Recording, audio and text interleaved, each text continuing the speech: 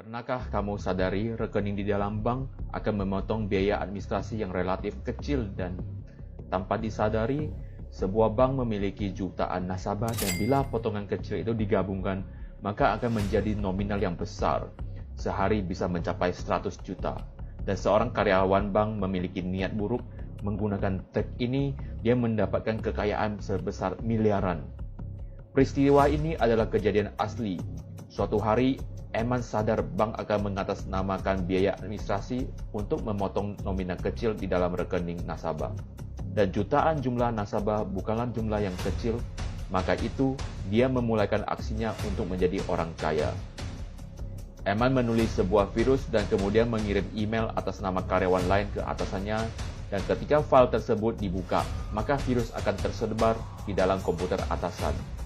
Dan Eman bisa mengkontrol server di dalam bank melalui komputer atasan ini. Ketika server di-restart, maka dalam selang waktu tersebut, Eman akan hack semua password server.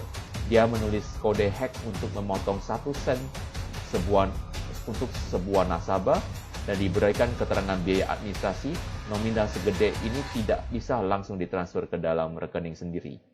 Eman mencari rekening yang sudah lama dan tidak dipakai, kemudian mentransfer semua nominal kecil ke rekening tersebut dan berhasil. Yes! Tiba-tiba pintu diketuk dengan cemas.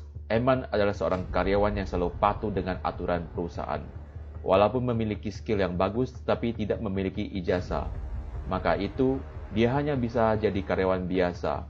Sebaliknya, teman akrabnya Intan sudah menjadi kepala manajemen kepala networking. Bila ada kendala pekerjaan, Intan pasti meminta bantuan Eman. Eman sudah capek dengan kehidupan begini dan parahnya, ayahnya juga jatuh sakit dan memerlukan biaya yang gede. Suatu hari, dia diculik oleh mafia setempat dan dia baru ketahui bahwa ayahnya melakukan pinjaman yang besar. Karena terjepit oleh situasi, barulah dia memiliki niat jelek atas uang nominal kecil tersebut. Mafia ingin menghajarnya dengan emosi. Walaupun memiliki uang, dia tidak bisa mengambil sekarang juga. Dia segera lompat dari jendela dan menggunakan taksi untuk segera ke bank. Di dalam taksi, dia melakukan pemalsuan data dengan menulis email ke bank bahwa pemilik rekening akan meminta orang lain untuk mengambil uang tersebut.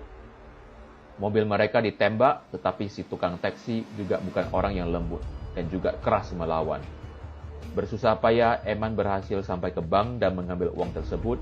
Dia membayar sebagian hutang ayahnya ke mafia dan uangnya masih cukup untuk membiayai operasi ayahnya. Kelihatannya seperti happy ending, tetapi keesok harinya atasan Eman ditemukan mati terbunuh dan bagian security menutup semua akses kerja dan menunggu investigasi polisi.